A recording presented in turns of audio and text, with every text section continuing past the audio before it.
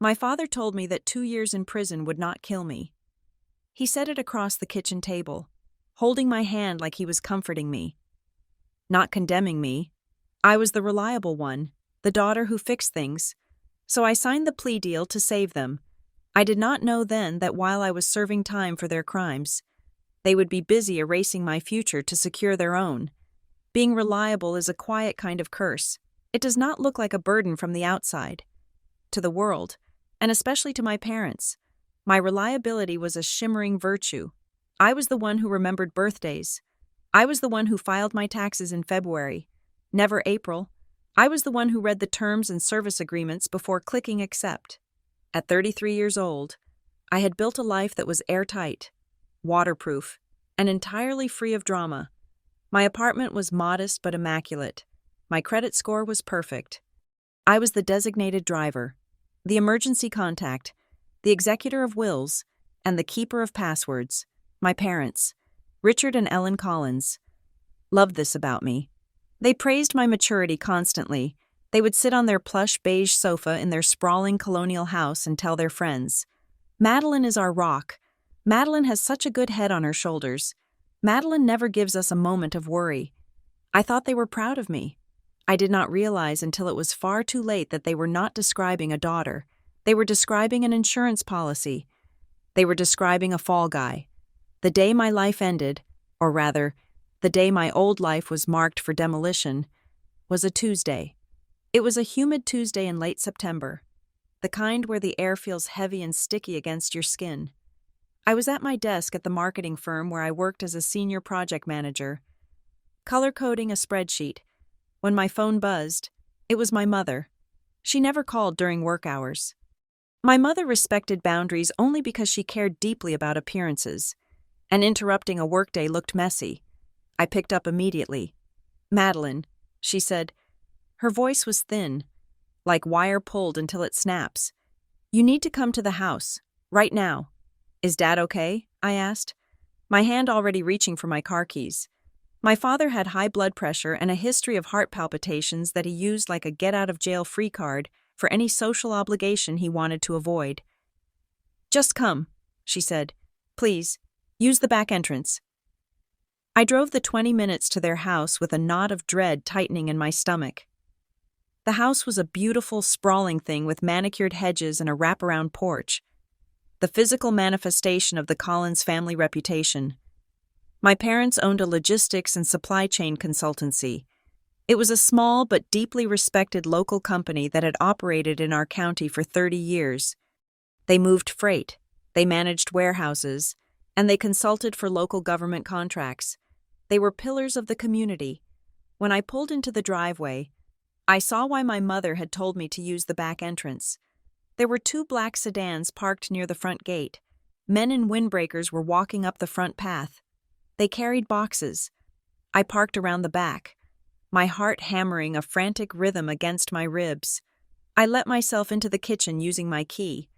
The house was usually filled with the smell of brewing coffee or vanilla candles, but today it smelled of sweat and old panic.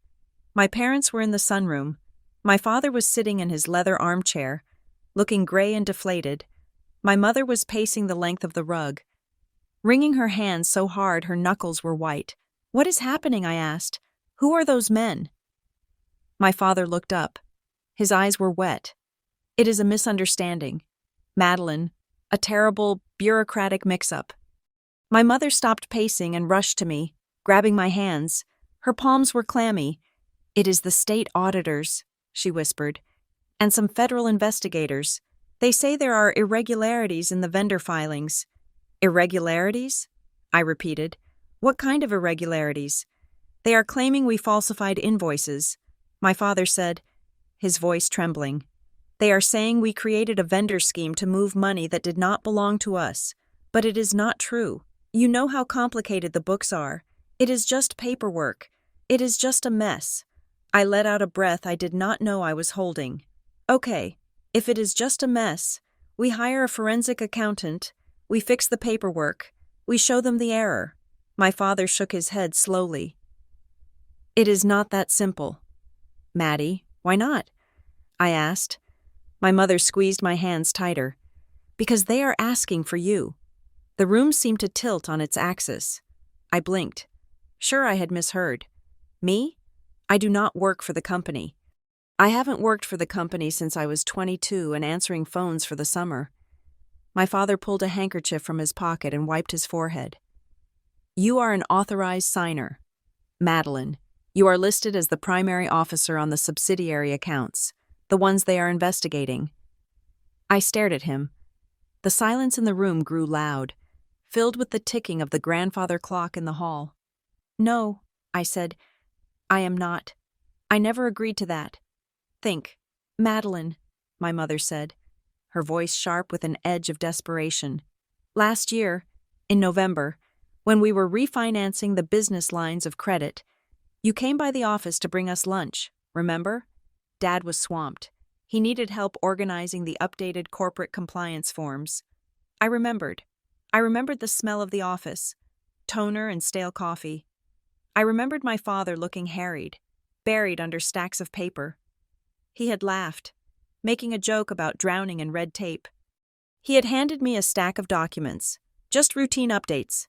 Maddie, he had said, we need a secondary family member listed for the continuity insurance, just in case your mother and I are on a plane together and it goes down.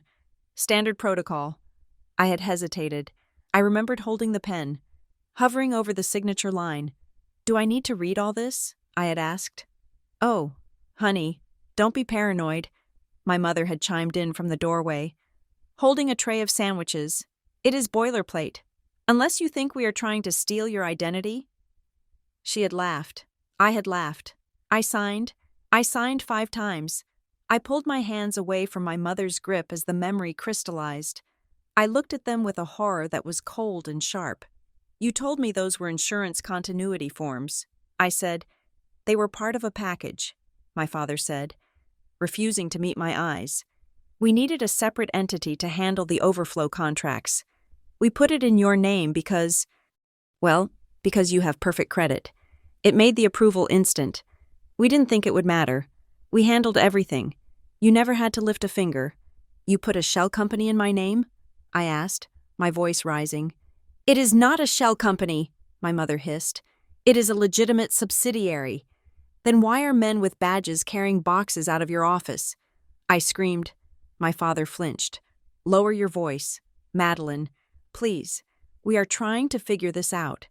I sank onto the sofa, my legs suddenly unable to hold me. I felt sick.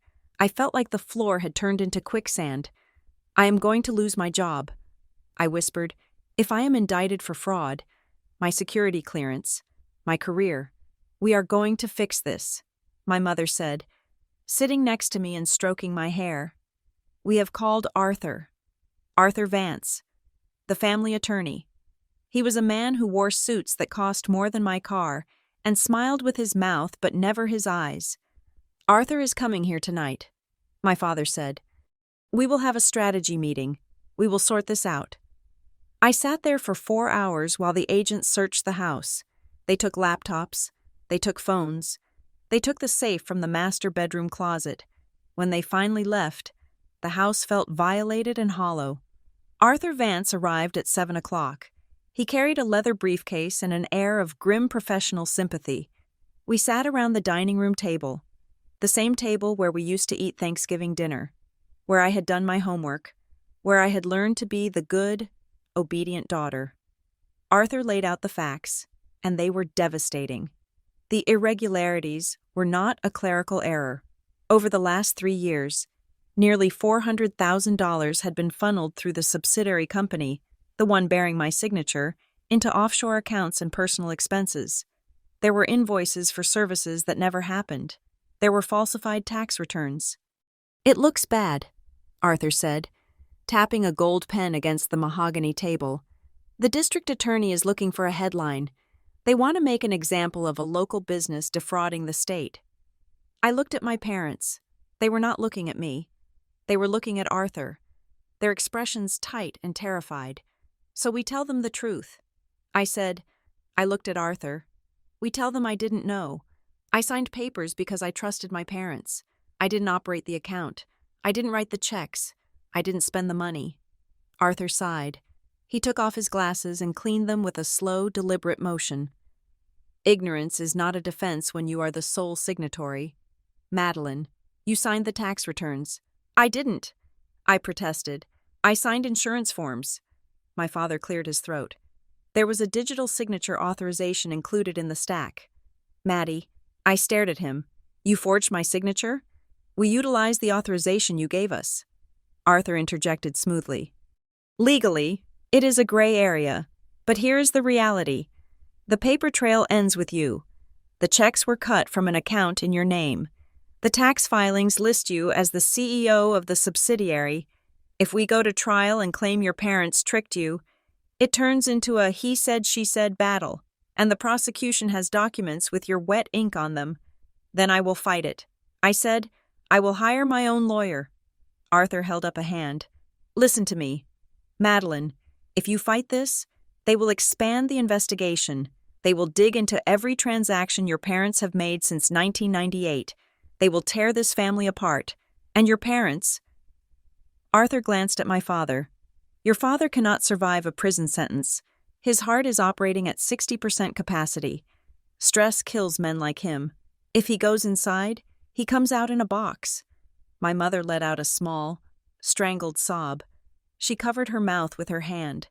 I felt the trap snapping shut. I could feel the cold metal teeth of it against my skin. So what are you saying? I asked. Arthur leaned forward. We have a way to control the damage. I have spoken to the assistant district attorney. They don't want a long trial. They want a conviction and restitution. Because you have no prior record. Because you are young and employable. And because you are, well, you are sympathetic. Madeline, you look like a nice girl who got in over her head. I am not a girl who got in over her head. I said, I am a woman who was framed by her parents. Arthur ignored me. If we accept a plea deal, we can limit the exposure. We can keep your parents out of it. They can remain on the outside to manage the business, liquidate assets, and pay the restitution. If they are indicted, the company freezes, the assets freeze, nobody gets paid, the fines double, and everyone goes down. But if you take the responsibility... I stood up. My chair scraped loudly against the floor. You want me to go to prison? Arthur did not flinch. 2 years. Madeline, maybe 18 months with good behavior. A minimum security camp. No fences. Just a dormitory. It is not like the movies. 2 years. I repeated. My voice sounded foreign to my own ears. My mother stood up and reached for me. Maddie, please, listen to reason. If Dad goes, he dies. If I go, who takes care of Dad? Who runs the company to pay back the money? We will lose the house. We will lose everything. If you do this, we can save the family. Save the family.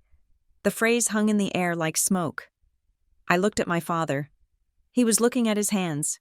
Dad? I asked. He looked up, and I saw the fear in his eyes. It was a pathetic, naked fear. I am sorry. Maddie, he whispered. I never meant for it to get this big. I thought I could pay it back before anyone noticed. But the market turned, and then the audit. He was begging me. He wasn't saying the words, but he was begging me to sacrifice myself for him. You are asking me to destroy my life, I said. Arthur shook his head. Not destroy? Interrupt? You are young. You can bounce back. Your parents will support you. When you get out, the restitution will be paid. They will set up a trust for you. You will never have to worry about money again. You just need to weather this storm for them. I walked to the window. It was dark outside. I could see the reflection of the room in the glass, the distorted images of my parents and the lawyer. They looked like ghosts. I need time to think. I said, We don't have time, Arthur said softly. The DA wants an answer by Friday. If we don't give them a deal, they file the indictment against all 3 of you on Monday morning. The next 3 days were a blur of nausea and nightmares. I went to work, but I couldn't focus. I sat in meetings and watched people argue about font sizes and project timelines, and I wanted to scream that none of it was real. My parents were relentless. They did not scream or yell. They used weapons much sharper than anger, They used love. They used guilt. My mother came to my apartment with casseroles. She cried on my sofa. She talked about how she had nursed me through chickenpox, how they had paid for my college, how we were a team. We raised you to be strong. Madeline, she said, wiping her eyes. We raised you to do the right thing. The twist was that she was defining the right thing as taking the fall for a crime I did not commit. My father called me 3 times a day. He talked about his chest pains. He talked about his legacy. I built this company for you, he said. It was all supposed to be for you. But the moment that truly broke me, the moment that pushed me off the ledge, happened on Thursday evening. I was at the grocery store, trying to buy milk. I was standing in the dairy aisle, staring at the cartons, when my phone buzzed with a text from my Aunt Linda. Linda was my mother's sister. She lived 2 towns over. The text read, "Just spoke to your mom. We are all praying for you. Sweetie, we know you made some mistakes, but we love you anyway. God forgives, and so do we." I stared at the screen. The milk carton in my hand felt suddenly heavy. "We know you made some mistakes." I called my mother from the parking lot. "You told Linda?" I asked. There was a pause on the line. I had to. "Maddie, she heard about the raid. People are talking." "What did you tell her?" I demanded. I told her. I told her that you had gotten into some trouble, that you had some debts you were trying to cover, and you made some bad choices with the company accounts. I felt the air leave my lungs. "You told her I did it? I haven't even agreed to the plea deal yet." My mother's voice hardened. "We have to control the narrative. Madeline, if people think your father is a crook, the business collapses tomorrow. If they think it was a daughter's misguided error, they will be sympathetic. They will stick by us. We are protecting the asset. For you. You are lying about me." I said, "You are destroying my reputation to save yours." "We are standing by you," she cried, sounding genuinely hurt. "We are telling everyone that we support you, that we are going to get you help. We are being good parents." I hung up. I sat in my car and screamed until my throat tasted like copper. They had already done it. They had already convicted me in the court of public opinion. If I fought them now, if I went to trial, I wouldn't just be fighting the state. I would be fighting my own family's testimony. I would be the ungrateful daughter trying to pin her crimes on her sick father and suffering mother. I was trapped. On Friday morning, I met Arthur Vance and my parents at the courthouse. The building was gray and imposing, a monument to a justice system I had always believed in. Now, it looked like a mouth waiting to swallow me. Arthur had the paperwork. It was a thick stack of documents, the plea agreement.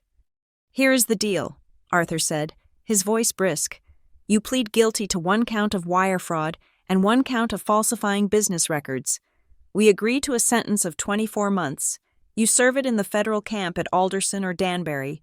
With good time, you are out in 18 or 19 months. I looked at the papers. The words swam before my eyes. The defendant, Madeline Collins, knowingly and willfully. It is a lie. I whispered. Arthur didn't look up. It is a resolution. My father reached across the table and covered my hand with his. His hand was warm. It was the hand that had taught me to ride a bike. It was the hand that had signed my report cards. "Maddie, look at me," he said. I looked at him. He looked older than I had ever seen him. He looked terrified. 2 years isn't forever," he said. The words landed on me like a physical blow.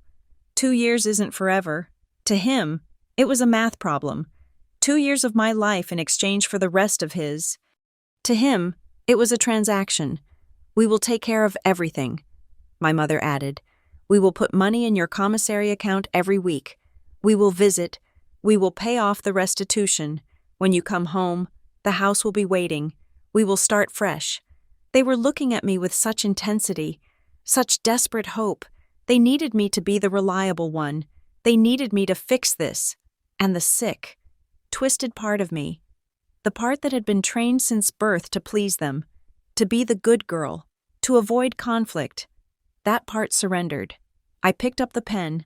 "I promise." My father whispered. I signed my name, Madeline Collins. The ink was black and permanent.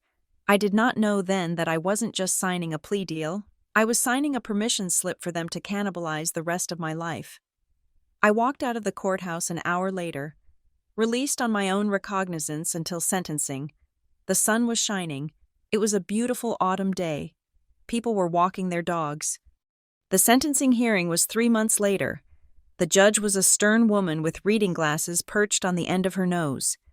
She read the victim impact statements from the vendors who had been defrauded. She lectured me on the responsibility of corporate stewardship. I stood there in a gray suit, my hands clasped behind my back, and took it.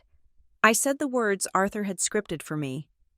I am sorry, Your Honor. I made a terrible mistake. I accept responsibility. My parents sat in the front row behind me. I could hear my mother sniffling. I could hear my father clearing his throat. The judge sentenced me to 24 months in federal prison. She ordered restitution in the amount of $450,000. I surrendered myself 6 weeks later. My parents drove me to the facility. It was a 4-hour drive. We stopped for lunch at a diner. My mother tried to make cheerful conversation about the weather. My father talked about the traffic. It was surreal. We were driving to prison, and they were acting like they were dropping me off at summer camp. When we pulled up to the gate, the reality hit me. The razor wire was real. The concrete was real. My mother hugged me. She smelled like lavender and betrayal. Be brave, Maddie, she whispered. We love you. My father hugged me. He squeezed my shoulder. We will write, he said. We will handle the bills. Don't worry about anything. I walked through the doors. I was processed. I was stripped. I was searched. I was given a uniform. My name was replaced with a number. Madeline Collins ceased to exist. Inmate 49201 took her place. The first night, lying on the thin mattress in a dormitory filled with the sounds of strangers breathing and crying, I stared at the ceiling. I thought about my father's face. I thought about the text from Aunt Linda. 2 years isn't forever. I closed my eyes, and for the first time in months, I didn't cry. I didn't feel fear. I felt something else. A small, cold spark deep in my chest. It wasn't hope. It wasn't forgiveness. It was the beginning of counting. I would serve my time. I would be the reliable inmate. I would follow the rules, but I would also watch, and I would remember, because 2 years might not be forever. But it is a long time to think, and I had a lot to think about. The next morning, I woke up to the sound of a guard shouting. The lights buzzed overhead. My old life was gone. My credit score didn't matter here. My clean apartment didn't matter. I was in hell. But my parents had forgotten one thing about their reliable daughter. I read the contracts, I checked the details, and eventually, I always found the error. It took me 3 weeks to realize that the first error wasn't in the accounting books. It was in my own assumption that my parents were finished using me. They weren't finished. They were just getting started. And the first clue came not from a lawyer, but from the commissary list. Prison has a sound. It is a constant, grinding hum of industrial ventilation, slamming metal, and human noise that never fully resolves into silence. In my old life, silence was a commodity I had in abundance. I had a quiet apartment. I had a quiet car. I had a quiet mind. Here, silence did not exist. The facility was a low-security camp, a collection of dormitory buildings surrounded by manicured grass that looked deceptive from the highway. People called it Camp Cupcake. They said it was easy time. They were wrong. The absence of physical danger did not mean the absence of violence. The violence here was psychological. It was the stripping away of your name, your agency, and your dignity. I was no longer Madeline Collins, the senior project manager who color-coded her spreadsheets and remembered her mother's allergies. I was inmate 49201. I wore khaki trousers that were too short and a gray t-shirt that smelled faintly of industrial bleach and other people's sweat. I slept on a top bunk in a room with 3 other women, separated from 50 other women by thin partitions that did nothing to block the sounds of snoring, weeping, or the toilets flushing. The first month was a fog of shock. I moved through the routine like a ghost. Count at 4 in the morning, breakfast at 6, work detail at 7. I was assigned to the laundry facility, folding sheets and towels for 8 hours a day. It was mindless work, repetitive and dull, which suited me perfectly because my mind was too fractured to handle anything else. My parents had promised to be my lifeline. "We will be there for you, Maddie," my father had said, every step of the way. But the lifeline was fraying. The first sign was the commissary account. In federal prison, the commissary is not a luxury. It is a necessity. It is how you buy soap that does not strip your skin, toothpaste that actually cleans your teeth, and stamps to write home. It is how you buy supplemental food to replace the starch-heavy sludge served in the chow hall. My parents had promised to deposit $300 a month, the maximum allowed. The first month, the money was there. The second month, my account balance showed 0. I waited 3 days, eating dry cereal from a box I had saved, assuming it was a processing error. On the 4th day, I used my allotted phone minutes to call home. My mother answered on the second ring. Her voice sounded breathless, frantic. "Hello? Mom, it is me," I said. I was standing in the common area, pressing the receiver hard against my ear to drown out the sound of a card game happening at the table behind me. "Oh, Maddie. Oh, thank God. We were so worried. You didn't call on Tuesday." "I couldn't call," I said. "I didn't have any credit on my phone account, and the commissary deposit didn't clear." There was a pause, a long, heavy pause. "Oh, that," my mother said. Her tone shifted from relief to a vague, fluttery annoyance. "It is the bank, honey. They put a hold on the transfer. Something about suspicious activity because it is a correction facility. Your father spent an hour on the phone with them yesterday. It is a nightmare." I felt a cold prickle of irritation. Dad is a logistics expert. Mom, he moves freight across international borders. He can't figure out a wire transfer to a federal prison?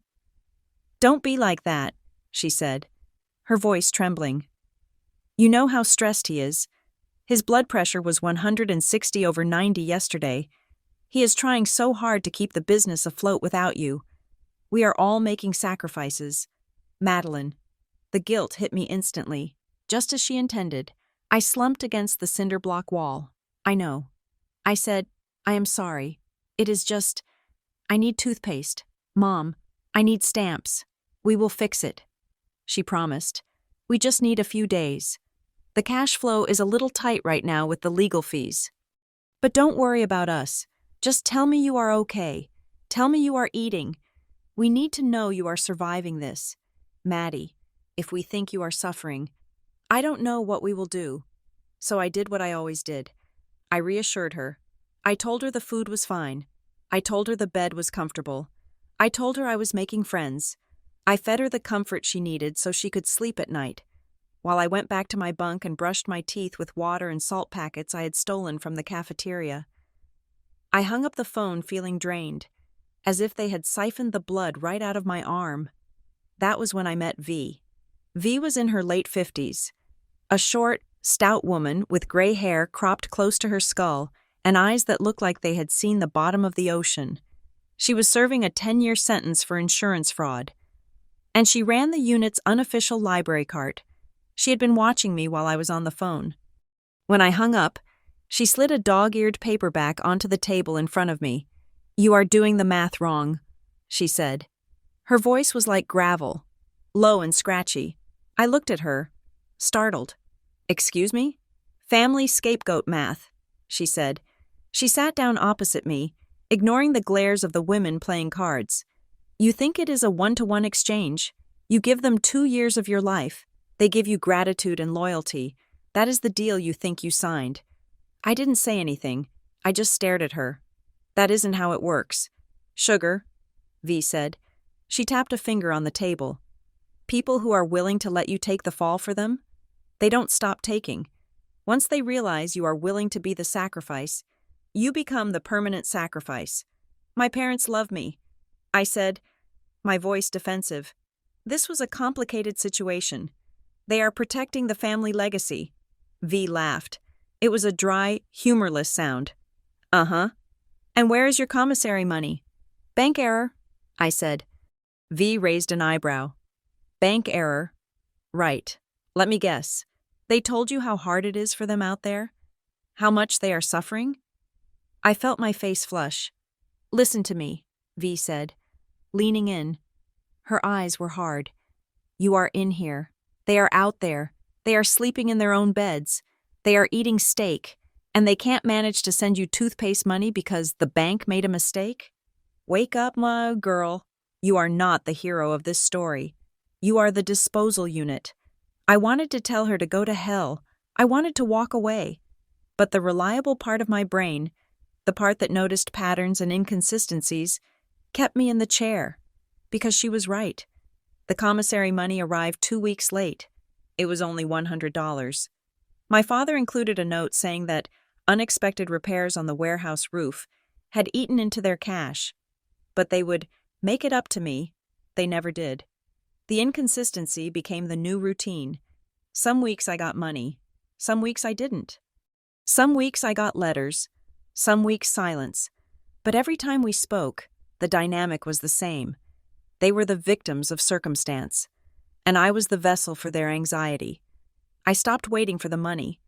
I started working extra shifts in the laundry for pennies an hour to buy my own soap. And I started going to the law library. The law library was a small room with 3 computer terminals and a wall of outdated legal texts. Most inmates used it to research appeals or complain about the food. I used it to become a forensic accountant. I had signed the plea deal without reading the discovery. I had trusted Arthur Vance, the family lawyer.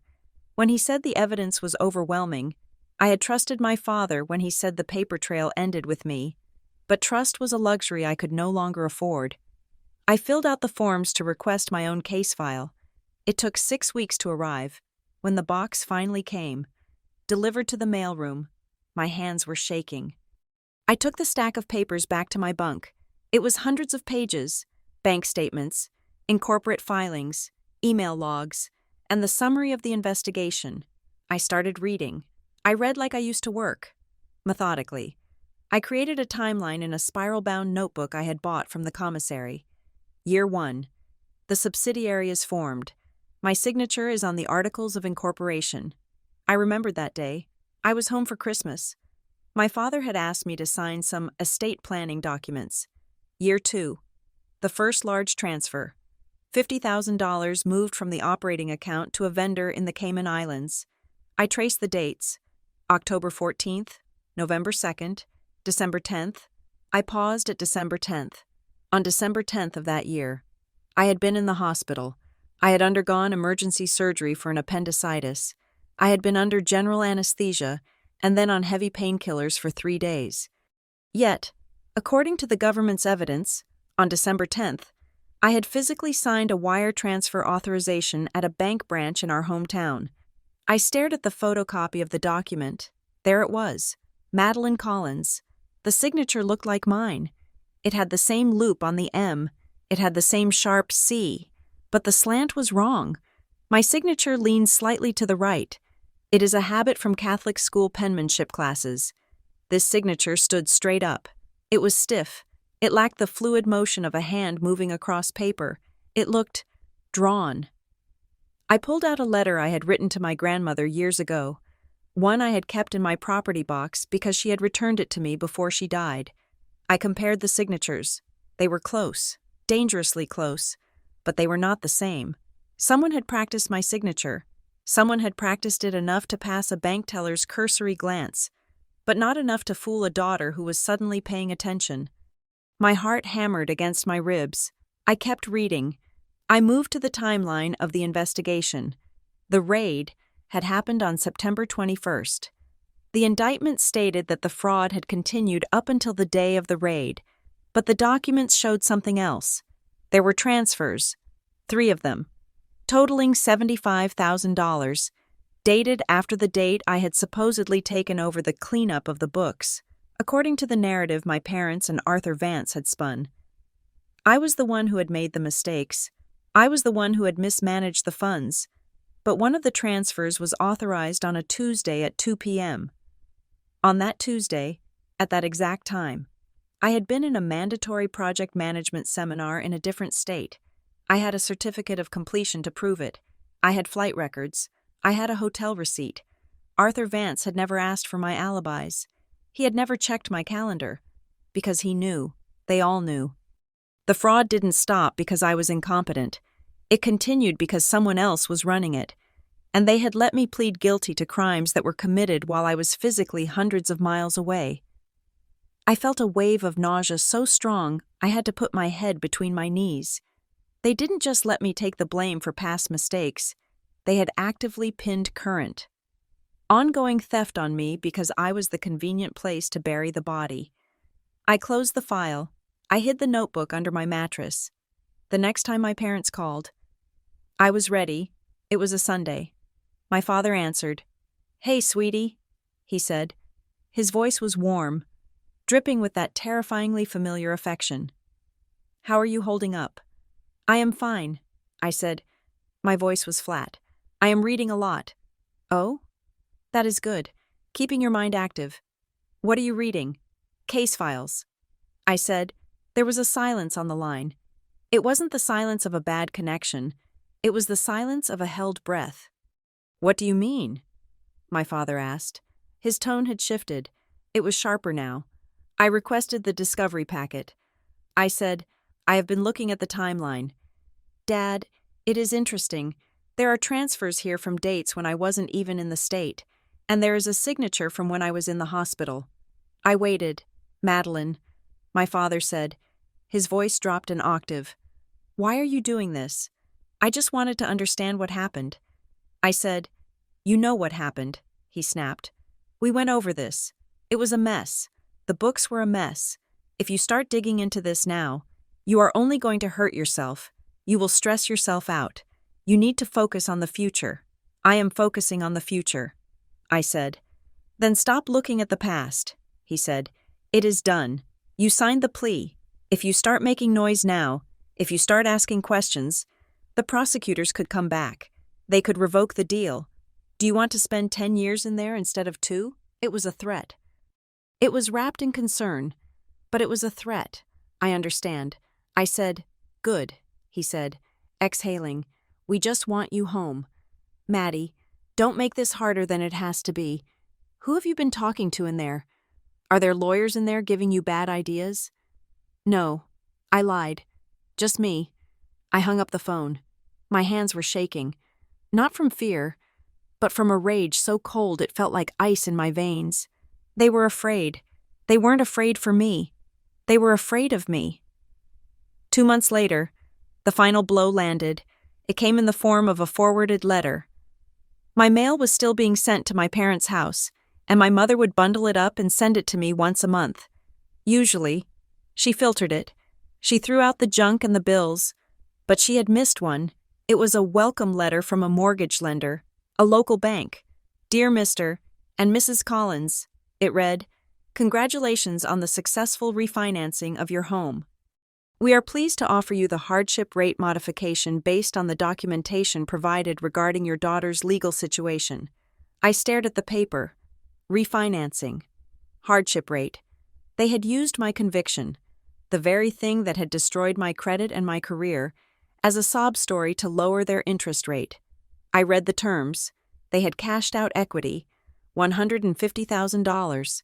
They had taken $150,000 out of the house I grew up in, using my imprisonment as the leverage to get a sympathy deal from the bank, and they couldn't send me $50 for toothpaste.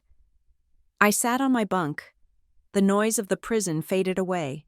The shouting guards, the clanging doors, the weeping women. It all became background static. I looked at the date on the letter. It was dated 3 weeks ago. The same week my mother had told me they couldn't afford the commissary deposit because of roof repairs. There was no roof repair. There was only the money they were stripping out of the assets they had saved by sacrificing me. I folded the letter carefully and placed it in my notebook. I walked to the phone bank. It was time for my weekly call. My mother answered. "Maddie, hi. We were just talking about you. Dad is making burgers. "We wish you were here." I didn't say, "I wish I was there too." I didn't say, "I miss you." I didn't say, "I am sorry." I stood straight, my spine pressing against the metal divider. "Did you get the mail I sent?" she asked. "Yes," I said. "Good. Listen, Dad wanted to ask. Did you sign that power of attorney renewal we sent? The one for the car insurance? We can't sell your car without it." I hadn't received any power of attorney renewal, but I knew what they were doing. They were checking the locks. They wanted to make sure they still held the keys to my life. "I haven't seen it yet," I said. My voice was cool, smooth, unrecognizable. "Oh, well, look for it. It is important." "I will?" I said. There was a pause. "You sound different." "Maddie, are you okay?" "I am fine," I said. "I am just learning the rules." "What rules?" "The rules of the house," I said. I didn't elaborate. I didn't tell her that the rules had changed. I didn't tell her that I was done being the daughter who apologized. I hung up the phone. I walked back to my bunk. I pulled out my notebook. I turned to a fresh page. I didn't write a diary entry. I wrote a list. 1. Revoke power of attorney. 2. Secure certified copies of the bank signature cards. 3. Find the mobile notary. V was watching me from her bunk. She had a cigarette unlit in her mouth. "You look like you swallowed a ghost," she said. "No," I said. "I swallowed the truth." V smirked. "Tastes bitter, doesn't it?" "It tastes like medicine," I said. I lay down on my bunk and stared at the ceiling. I had 18 months left. 18 months to plan. 18 months to let them think they had won. 18 months to let them get comfortable, to let them spend the money, to let them think I was still their reliable, foolish Maddie. When I got out, I wouldn't be coming home to a welcome party. I would be coming home to a war. And unlike them, I wasn't going to hire a lawyer to fight it for me. I was going to use the one thing they had taught me to value above all else: paperwork. Freedom smelled like diesel fumes and wet pavement. I stood outside the chain-link gate of the federal camp, holding a clear plastic bag that contained my release papers, a debit card with $40 of gate money, and the clothes I had been wearing 2 years ago. The gray suit felt loose. I had lost 15 pounds on the prison diet of starch and stress. My waist was smaller, but my shoulders felt heavy, as if the gravity of the world had increased while I was away. A silver sedan pulled up to the curb. It was brand new. My parents stepped out. They looked like a commercial for retirement planning. My father wore a crisp polo shirt tucked into khaki shorts, his skin tanned and healthy. My mother wore a floral blouse and white capris, her hair freshly colored, a bright, defying blonde. "Maddie!" my mother cried.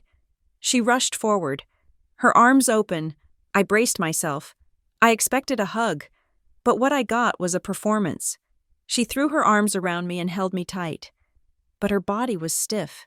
She turned her head slightly to the side, and I heard the click of a shutter. I pulled back. My father was holding his phone up, smiling broadly.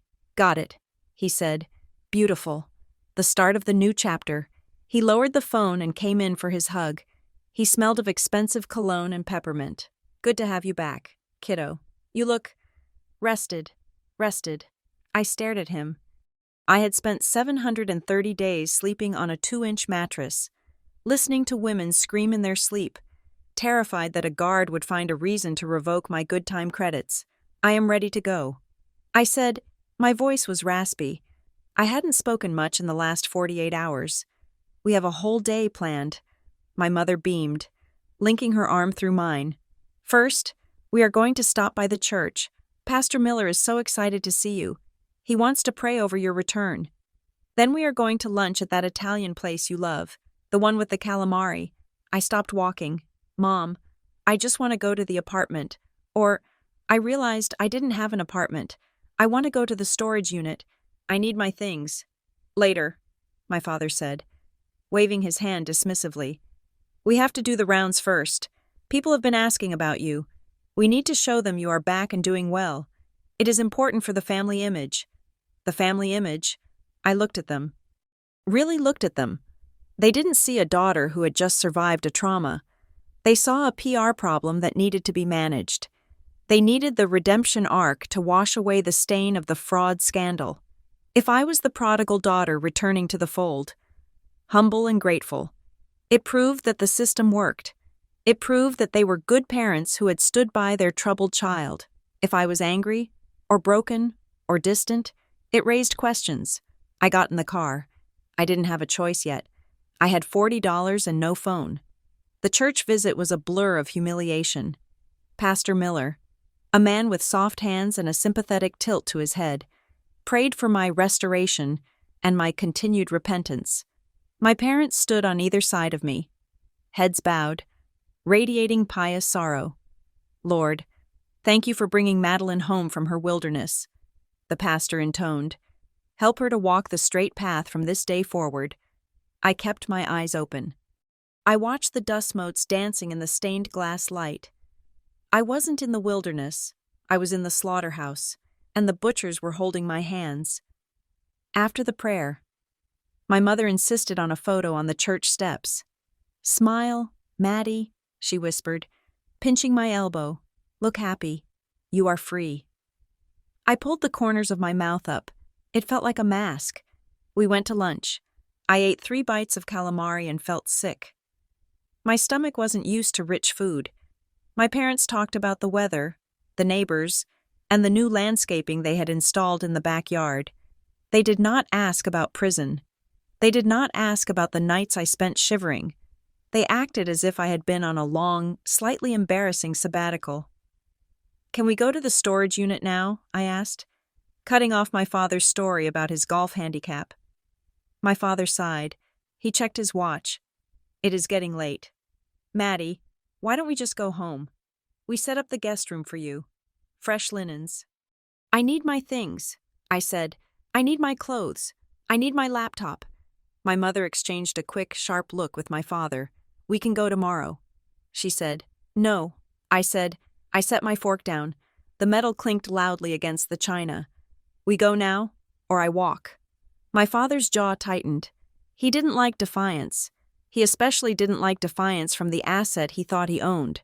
Fine, he said, if it is that important. The storage facility was a concrete block on the edge of town. I had rented the unit the week before I surrendered, paying for 2 years in advance with the last of my savings. I had packed my life into cardboard boxes, my winter coats, my college diplomas, my tax records, my electronics. My father parked the car and stayed in the driver's seat. The engine idled. I will wait here, he said. I got out. My mother followed me, her heels clicking on the pavement. I don't know why you are so obsessed with this dusty old stuff, she muttered. We bought you new clothes. I ignored her. I punched in my code at the gate. It still worked. We walked to Unit B14. I pulled the key from the plastic bag the prison had given me. My hand shook as I slid it into the padlock. The lock clicked open. I rolled up the metal door. The smell of stale air and cardboard hit me. I stepped inside. At first glance, it looked normal. The boxes were stacked against the walls. My mattress was wrapped in plastic in the corner. But I had been a project manager. I noticed details. The dust on the floor was disturbed. There were drag marks in the dust, leading from the back of the unit to the front. I walked to the back, to the shelf where I had stacked the boxes marked Document/Personal. They were gone. I spun around. Where are they? My mother stood in the doorway, silhouetted against the afternoon sun. Where are what? My tax returns. I said, my bank statements, my laptop bag, the fireproof pouch with my birth certificate and passport. She blinked. I have no idea what you are talking about. Don't lie to me. I said. My voice was low, dangerous. I put them right here, on this shelf. Maybe you moved them, she suggested. You were in such a state before you left. You were so emotional. You probably packed them somewhere else. I didn't move them, I said. I made an inventory list. I started tearing open the other boxes. Kitchen supplies, books, shoes. I ripped open a box marked Office. Empty. I turned on her. You have a key. I said, I gave you the spare key. We never came here, she cried, her hand fluttering to her chest. Why would we come here? We have plenty of junk of our own. We didn't need yours. You answered too fast. I said, What? You denied it too fast? You didn't ask when they went missing. You didn't ask if I was sure. You just said you never came here. Madeline, you are being paranoid, she said, her voice dropping to that soothing, patronizing tone she used when I was a child. This is the stress talking.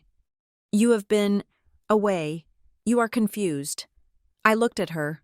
I saw the fear in her eyes. It was a small, tight thing, buried under layers of makeup and denial. They had sanitized my history. While I was sitting in a cell, unable to defend myself, they had come here and removed every piece of paper that could prove my innocence or their guilt. I am not confused, I said. I walked out of the unit. I didn't lock it. There was nothing left worth stealing. We drove to their house in silence. That night, I lay in the guest room. The bed was soft. The sheets were high thread count cotton. It felt like sleeping on a cloud. I didn't sleep. I lay awake and stared at the ceiling fan. I had $40, no laptop, no passport, no tax records, and I was living in the house of the people who had framed me. I needed a plan, and I needed it fast. The next morning, I had an appointment with a re-entry counselor. It was a condition of my release. I had to meet with a social worker named Mrs. Higgins at a community center downtown. My father offered to drive me. I will take the bus, I said. Don't be silly, he said. The bus takes forever. I will drop you off. He wanted to know where I was going. He wanted to know how long I would be there. He wanted to control the transportation so he could control the timeline.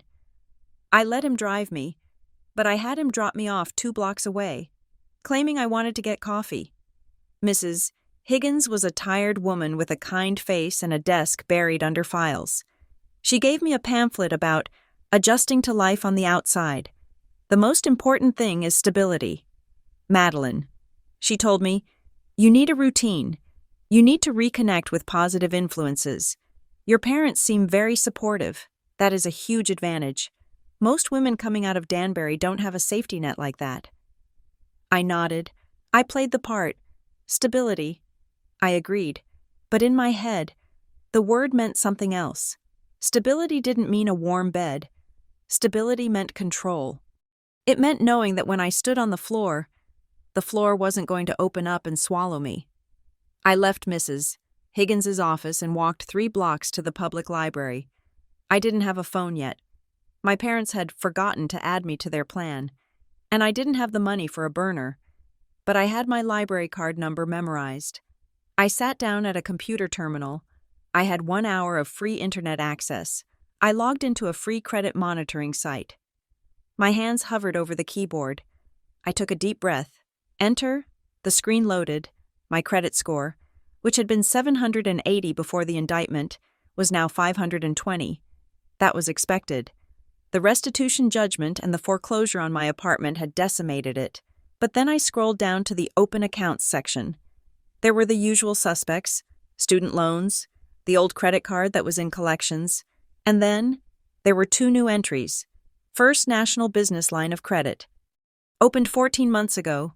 Balance, $12,000. Regional Equipment Leasing. Opened 8 months ago.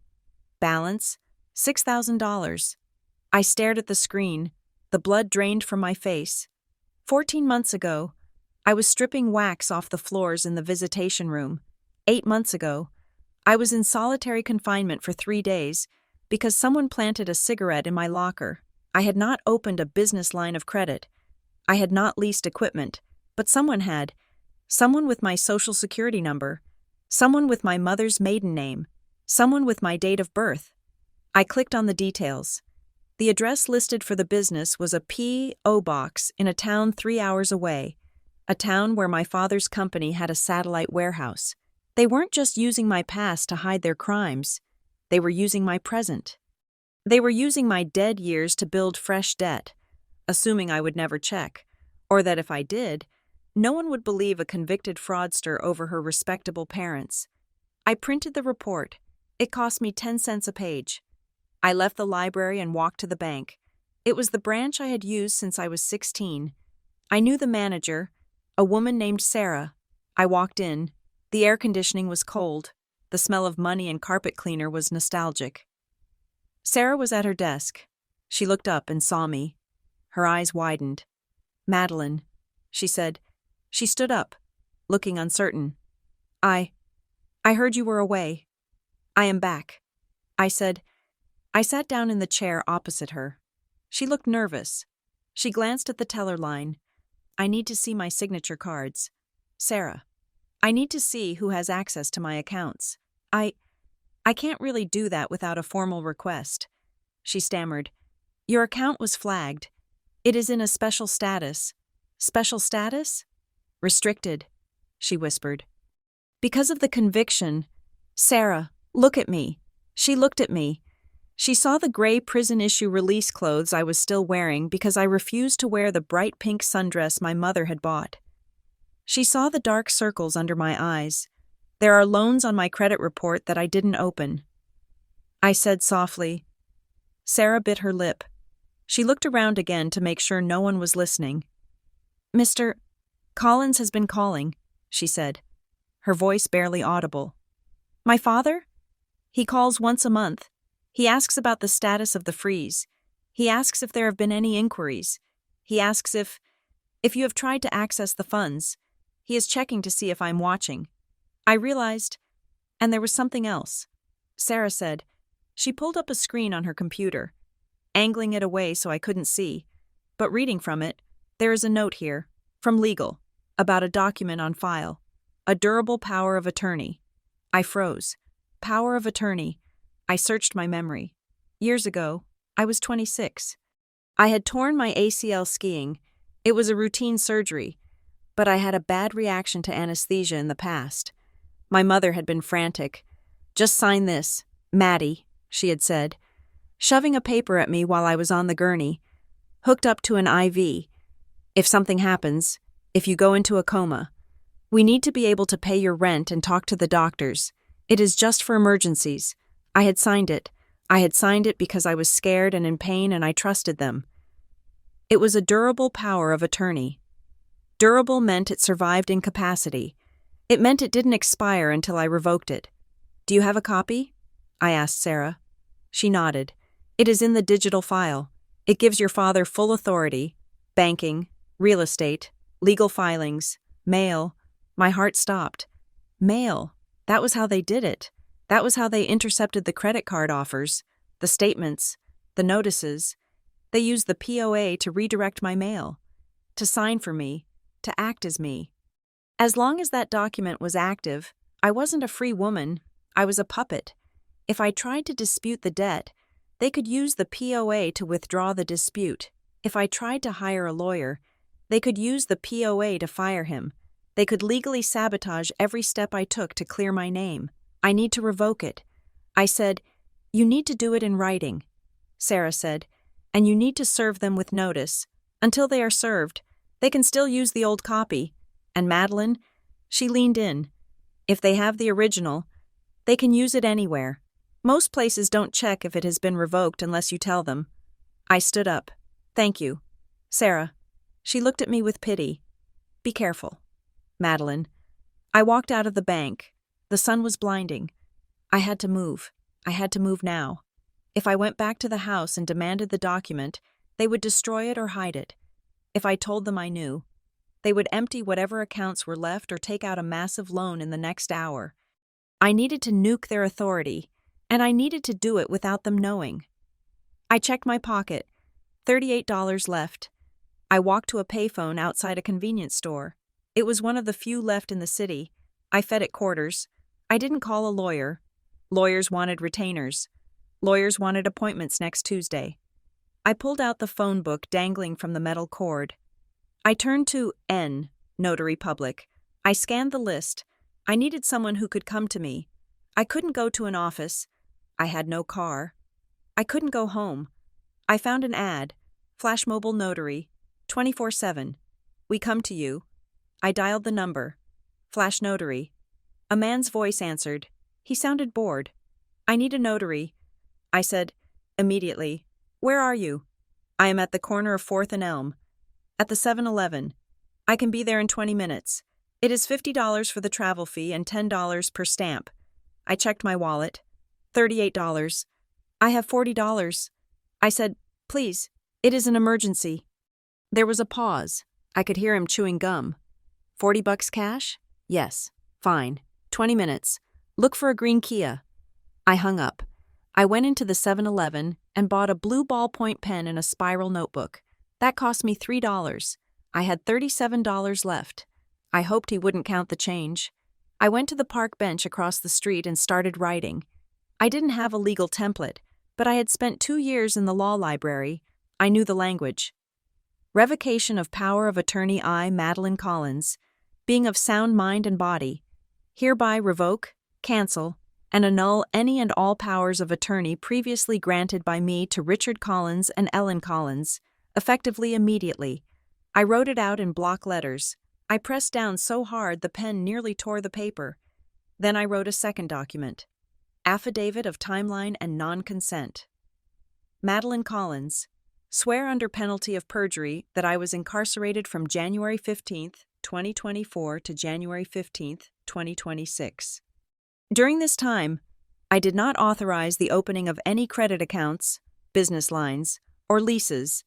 Any signature purporting to be mine dated during this period is a forgery. I was still writing when the green Kia pulled up. The man who got out was short, wearing a faded polo shirt and cargo shorts. He looked like a plumber, not a legal official. He carried a bag stamped with the state seal. You the emergency? He asked. I am Madeline. I said. He sat down on the bench next to me. He didn't ask why I was sweating. He didn't ask why I was writing on notebook paper. He just pulled out his logbook. ID? I handed him my prison release ID. It was a laminated card with my mugshot. He looked at the ID. He looked at me. He didn't blink. Okay, he said. What are we signing? I handed him the notebook. He read the revocation. He read the affidavit. He looked at me again. His expression shifted. The boredom vanished. He saw the desperation. He saw the stakes. You are revoking a POA for your parents? He asked. Yes. And they don't know? No. He nodded. He pulled out his stamp. It was a heavy, self-inking mechanism. Sign here, he said, pointing to the line I had drawn. I signed, Madeline Collins. My hand was steady. It was the first time I had signed my name to something that was for me in 2 years. He pressed the stamp down. Thunk. The sound was loud in the quiet park. It sounded like a gavel. He signed his name next to the stamp. He wrote the date. He wrote the time, 2:14 p.m. He did the same for the affidavit. Thunk. He handed me the notebook. That makes it real. He said. I looked at the embossed seal.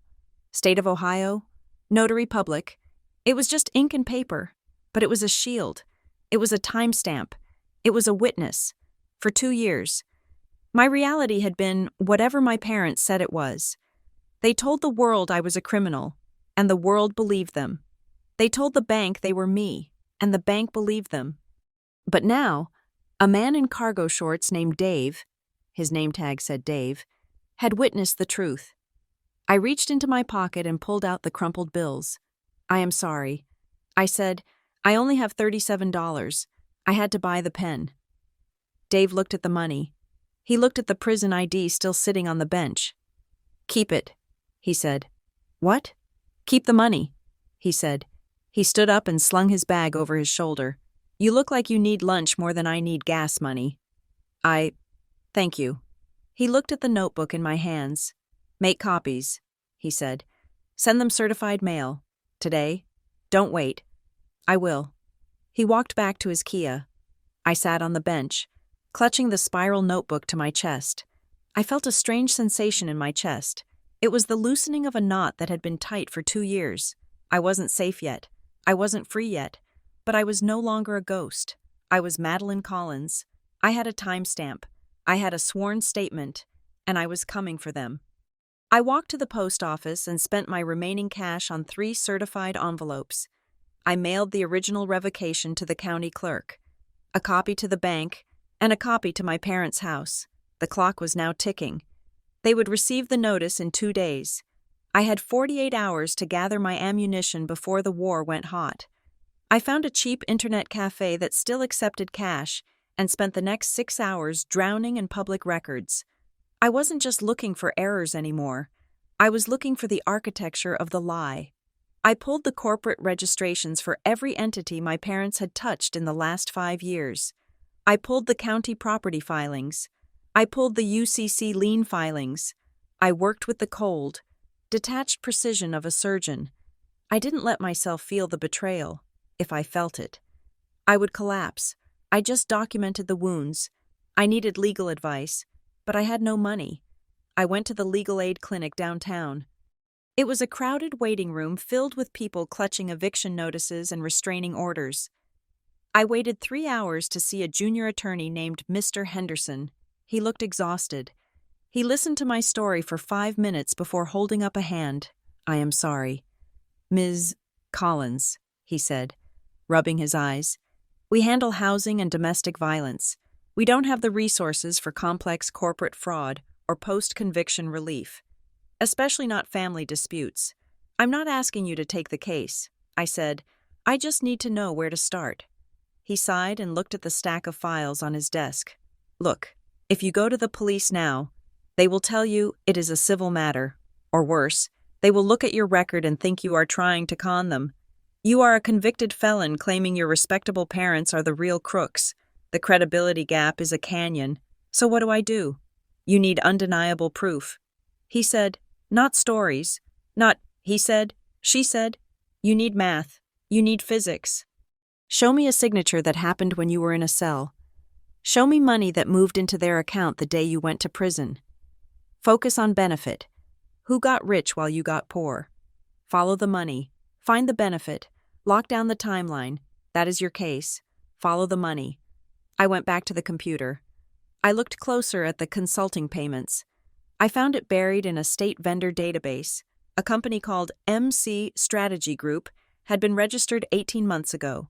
MC Strategy. Before prison. I had freelanced under the name Madeline Collins Strategy. It was a small side hustle, just marketing consulting. My parents had resurrected my brand, but the registration agent wasn't me. It was a registered agent service paid for by a credit card, ending in 4489. I recognized the last 4 digits. It was my father's corporate Amex. I traced the invoices. Strategy Group had billed the family logistics company for operations consulting every month for the last year. $3,000 a month. The checks were cut to MC Strategy. They were deposited into an account at a regional bank I had never used. They were paying themselves consulting fees, using a ghost version of my professional identity, laundering the money out of the company and into their own pockets, all while deducting it as a business expense. It was brilliant, and it was sickening. I went back to my parents' house that evening. I had to. I had nowhere else to sleep. Dinner was a surreal affair. My mother made pot roast. My father opened a bottle of red wine. They chatted about the neighbor's new pool. I sat there, eating the roast, knowing that in 2 days, a certified letter would arrive that would blow this domestic tableau to pieces. I decided to test the perimeter. I was looking at some old files today. I said, keeping my voice casual, "I saw a company called MC Strategy Group. Is that you guys?" The silence was instant. The fork stopped moving. My father took a sip of wine. He didn't look at me. "What?" "MC Strategy Group," I repeated. "It sounds like my old freelance name. I saw it on a vendor list." My mother laughed. It was a high, brittle sound. "Oh, that is just a placeholder for tax purposes. We needed to separate some of the marketing expenses. We used your initials as a tribute to keep you involved." "A tribute," I said. "So the money goes into a trust for me?" My father set his glass down hard. The wine sloshed over the rim. "Why are you interrogating us?" "Madeline, I am just asking. Dad, $3,000 a month. That is a lot of tribute." His face turned a mottled red. "We have been supporting you for 2 years. We paid for your commissary. We paid for your lawyer. Do you have any idea how much Arthur Vance costs? That money is reimbursement for the expenses we incurred cleaning up your mess. The lie came so fast. First it was a tribute, then it was reimbursement. But you told me the commissary money didn't go through because of bank errors. I said, and now you are saying you paid yourselves back for it? My mother slammed her hand on the table. Stop it. Just stop it. We take you in. We feed you. We give you a home. And you sit there and accuse us? After everything we have done?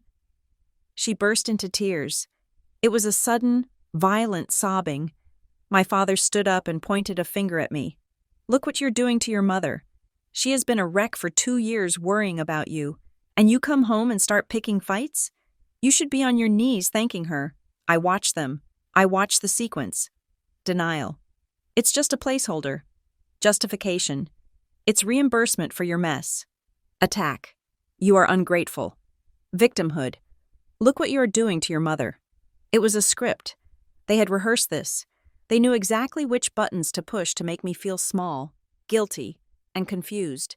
In the past, I would have apologized. I would have hugged my mother and promised to stop asking questions. I would have internalized the shame. But I wasn't Madeline the daughter anymore. I was Madeline the witness. I didn't apologize. I picked up my water glass and took a sip. I am not picking a fight, I said calmly. I am clarifying the accounting. My father looked at me with genuine shock. He had pulled the ungrateful daughter lever, and the machine hadn't dispensed the apology. Go to your room, he sputtered. Just go. I went to the guest room. I closed the door. I took out my spiral notebook. I wrote down the sequence. Tactic 1, minimize. Tactic 2, reframe as help. Tactic 3, induce guilt. Tactic 4, feign fragility. I studied the list. Now that I saw the machinery, I couldn't unsee it. They weren't reacting emotionally. They were executing a strategy, and a strategy could be countered. The next day, I went hunting for a human source. I knew the paperwork was damning, but I needed context. I needed someone who had been in the room when the decisions were made. I thought of Sarah, the office manager at my parents' company. She had been there for 20 years. She had known me since I was in braces.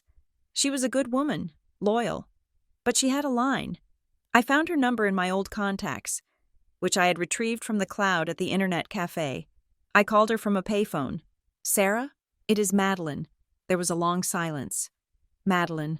Oh, honey, I heard you were out. I need to talk to you. Sarah. Not at the office. Somewhere they won't see us. I don't know if I should, she said. Your father. He made us sign non-disclosure agreements. After the raid, non-disclosure agreements don't cover crimes. Sarah, I said, and they don't cover the truth. Please, I just need 5 minutes.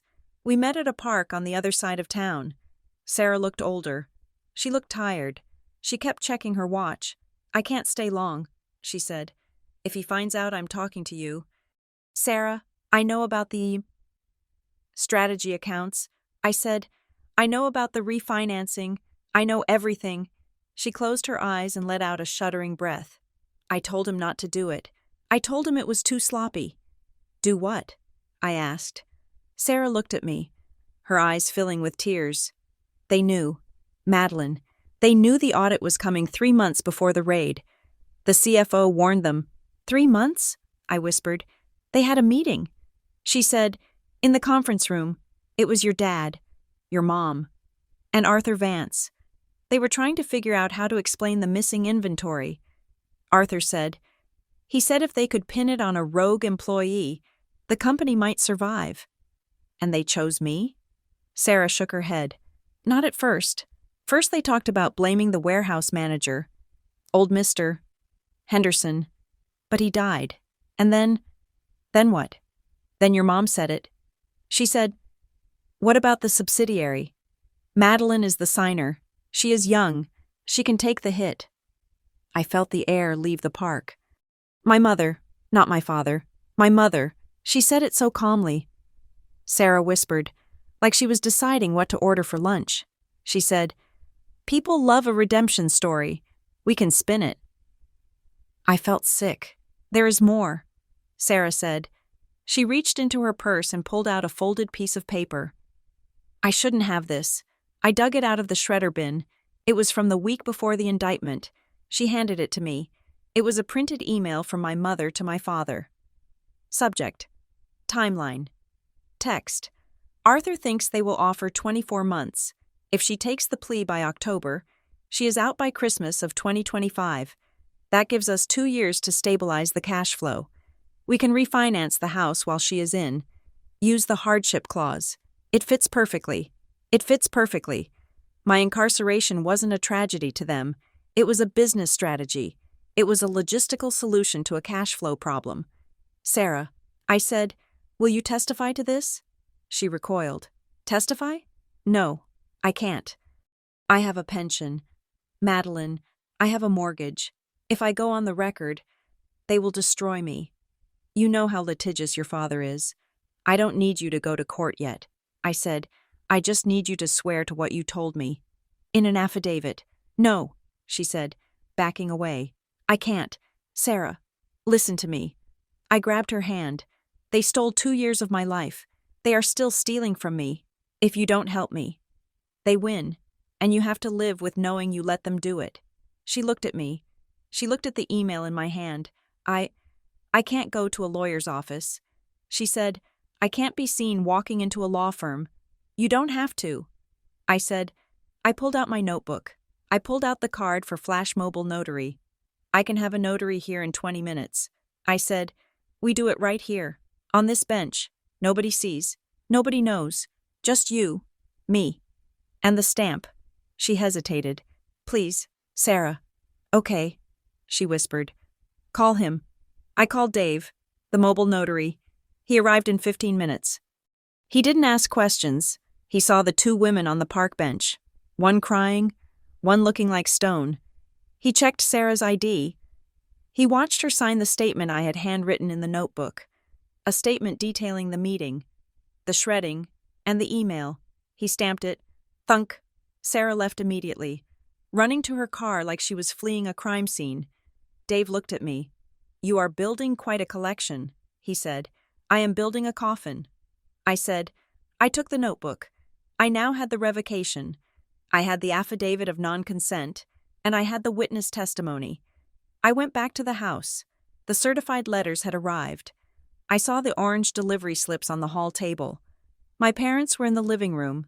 The atmosphere was different. It wasn't the fake cheer of the last few days. It was heavy, charged. Madeline, my father said.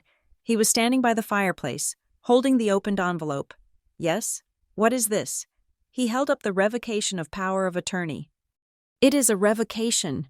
I said, I am taking back my legal authority. Why? He asked. His voice was dangerously soft. Do you not trust us? I didn't answer. I just looked at him. After everything we have done, my mother said from the sofa. Her eyes were red. We were managing your affairs for you. We were protecting you. You were opening lines of credit in my name.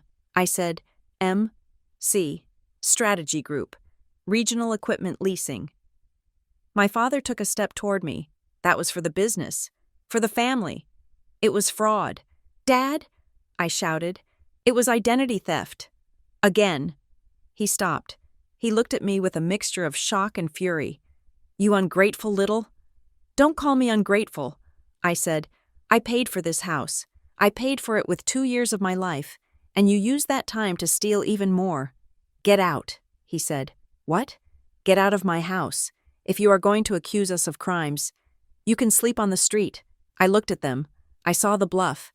They thought I would crumble. They thought I would beg to stay because I had nowhere else to go. Fine, I said. I turned and walked to the door. You won't make it a week, my mother screamed after me. You have nothing. You are a felon. Nobody will hire you. You will be back begging us for money in 3 days. I walked out the door.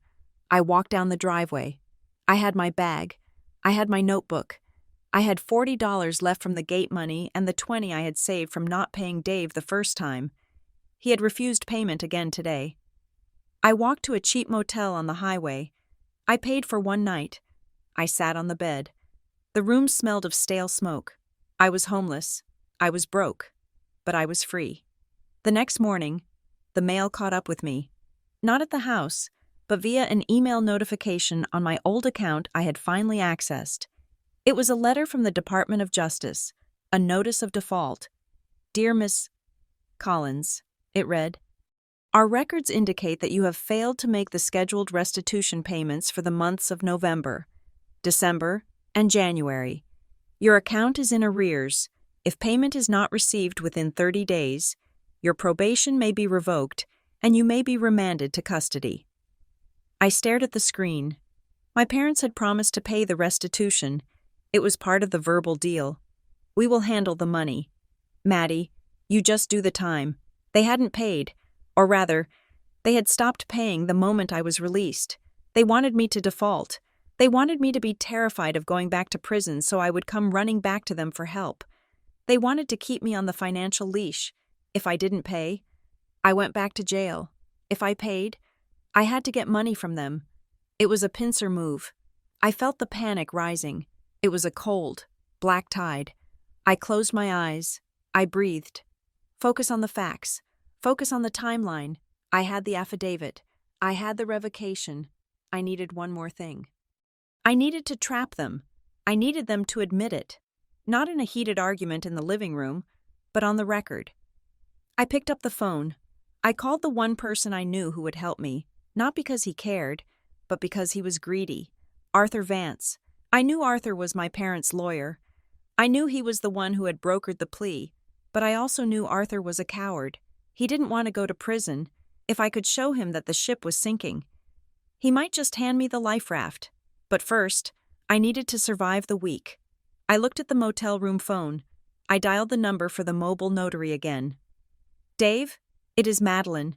Hey, he said, you okay? No. I said, I need a job. You need a job? I need cash. Fast. And I need a witness. What kind of witness? The kind that doesn't blink? I said, I am going to set a trap. Dave, and I need you to be there when the jaws snap shut. My motel room looked like the inside of a conspiracy theorist's mind. I had taped the timeline to the wall above the television using painter's tape I borrowed from the maintenance cart. It was a chronological map of my destruction. January 15th, 2024. Surrendered to custody. February 10th, 2024. MC. Strategy Group registered. March 1st, 2024. First invoice paid to MC. Strategy Group. July 12th, 2024. Hardship refinancing application submitted. July 20th, 2024. Refinancing approved based on daughter's legal expenses. I stepped back and looked at it. It was beautiful in its ugliness. It was a perfect circle of exploitation. They had used my name to steal money, then used my conviction for that theft to steal more money. All while I was locked away, unable to speak. I called it the truth packet. It consisted of the notarized affidavits from Sarah and myself, the credit reports showing the unauthorized lines of credit, the corporate registration documents for the shell company, and the bank statements I had managed to pull before my access was cut off. I needed a general. I had the ammunition, but I didn't know how to fire the cannon. I couldn't afford Arthur Vance, and I wouldn't hire him even if I could. He was part of the infection. I needed someone outside the club, someone who didn't play golf with the judges, someone who looked at a file like this and saw blood, not billable hours. I found Elias Thorne. His office was above a dry cleaner in a strip mall on the south side of the city. The sign on the door said Thorne Associates, but as far as I could tell, the associates were a coffee machine and a pile of unfiled paperwork on a chair. Elias was a man in his 40s who looked like he slept in his suit. He had dark circles under his eyes and a tie that was loosened at the neck. He didn't look impressive. He looked hungry. I sat in the plastic chair across from his desk and laid the truth packet down. I don't have a retainer. I said, I have $200 cash that I made working day labor at a landscaping company for the last 3 days. But I have a payment plan proposal, and I have this. Elias looked at the money. He looked at me. Then he opened the folder. He read in silence for 20 minutes.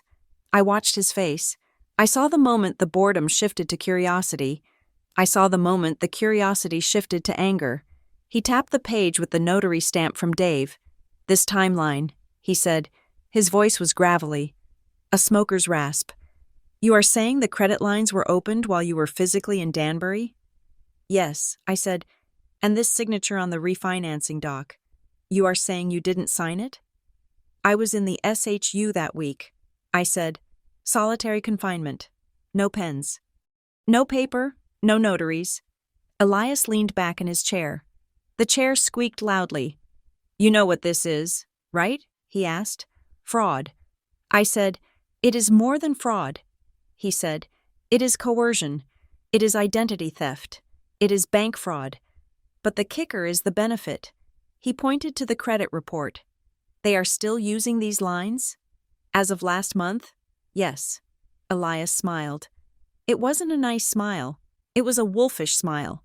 "Most people think a plea deal is a concrete wall," he said. "They think once you say guilty in court, it is over. You can't appeal a plea. But this isn't an appeal. This is new evidence of a continuing criminal enterprise that used the judicial system as a tool. Can we reopen the conviction?" I asked. Elias rubbed his chin. "Maybe. It is a long shot. But we can definitely file a civil RICO suit. We can file for identity theft. We can blow their financial life out of the water. And if we make enough noise, the U.S. attorney might get interested in why they let an innocent woman go to prison while the real thieves refinanced their house." He looked at me. "I take 30% of the settlement," he said, "and you pay the filing fees." "I don't have the filing fees yet." I said, "Get them." He said, "I will start drafting the complaint, but I need $500 for the court costs by Friday."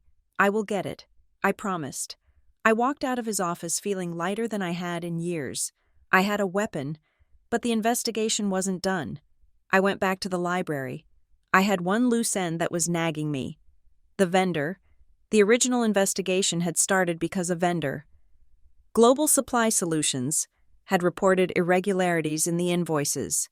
They claimed they had been overcharged and that kickbacks were being paid. That was the spark that burned my life down. My parents had settled with Global Supply Solutions quietly right after my sentencing. I looked up Global Supply Solutions. They had dissolved 6 months ago. That seemed odd.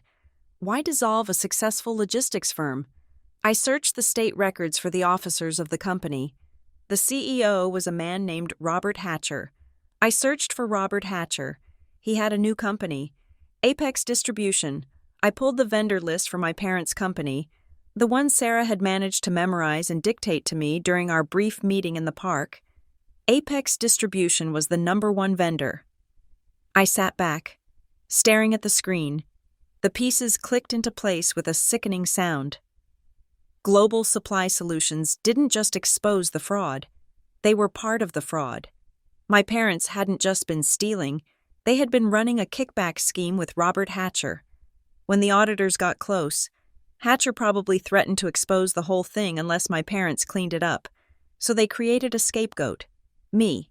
They pinned the irregularities on the subsidiary I supposedly ran. They sacrificed me to the Department of Justice to satisfy the auditors, and once I was in prison, and the rogue employee was punished, business went back to normal. My parents dissolved the old vendor relationship, started a new one with Hatcher under a new name, and kept the money train rolling. The raid wasn't a tragedy, it was a controlled burn. They burned me to save the forest. I felt a surge of nausea. It was so calculated. It was so cold. My phone buzzed. It was a cheap burner I had bought with my landscaping money. It was a text from my mother. "Maddie, please, we need to talk. We have something for you. A fresh start. Meet us at the diner on 4th. Tomorrow at 10 a.m. Dad wants to make peace." I looked at the text. A fresh start. They knew I was out of the house. They knew I had revoked the power of attorney. The certified letter must have arrived. They were panicking. They needed to reel me back in before I did exactly what I was doing. I typed back, "Okay." I wasn't going to make peace. I was going to make a recording. I called Dave, the mobile notary. "I have a job for you." I said, "Tomorrow at 10:30. "Where?" he asked. "The parking lot behind the diner on 4th. I said, "Wait in your car. I will come out to you." "You expecting trouble?" Dave asked. "I am expecting lies," I said, "and I want them notarized while the ink is still wet." The diner was a chrome and neon relic that smelled of bacon grease and stale coffee. It was neutral ground. Public. Safe. I arrived 5 minutes early. I chose a booth in the corner. Away from the door but visible to the security camera above the register. I placed my burner phone face down on the table. I had downloaded a voice recording app. It was already running. My parents arrived at 10 o'clock exactly. They looked tired. My mother's eyes were puffy, as if she had been crying. My father looked tight, his jaw set in a hard line. They slid into the booth opposite me. I didn't smile. I didn't say hello. I just watched them. "Maddie," my mother started. She reached for my hand. I pulled it away. She flinched. "Okay, I understand. You are angry. I am not angry." I said, "I am broke, and I am homeless, and I am curious." "Curious?" my father asked. He signaled the waitress for coffee. "Curious why you opened a credit card in my name while I was in federal prison." I said. My father sighed. He rubbed his temples. "We went over this. Madeline, it was an administrative necessity. We were trying to keep your credit active. We were trying to help you build a score so you would have something when you got out." "By maxing it out?" I asked. $12,000? "It is paid down now." He lied. "It was for legal fees." "For your legal fees." I let the lie hang in the air. I knew for a fact the balance was still $11,000 as of yesterday. "Why are we here?" I asked. My father reached into his jacket pocket. He pulled out a white envelope. He slid it across the table. "We want to help you get back on your feet," he said. "We know it is hard. We know you are struggling." I looked at the envelope. I didn't touch it. "What is this?" "Cash," he said. $3,000. I almost laughed. $3,000. The exact amount of the monthly invoice from the shell company MC, Strategy Group. They were paying me off with my own stolen money. "It is a fresh start," my mother said, her voice trembling. "Get an apartment. Get some clothes. We can put this behind us. Maddie, we can be a family again. You just need to drop this obsession with the past." "Drop the revocation?" I asked. My father's eyes narrowed. "That was a mistake. Madeline, you don't know what you're doing. You're messing with complex legal structures. You could trigger an audit." "An audit of what?" I asked. "Of the kickbacks from Robert Hatcher?" My father went still. He froze, his coffee cup halfway to his mouth. "Who told you that name?" he whispered. "I did my homework. Dad." I had a lot of time to study in my cell. He set the cup down. The clatter was loud in the quiet booth. "Listen to me," he hissed.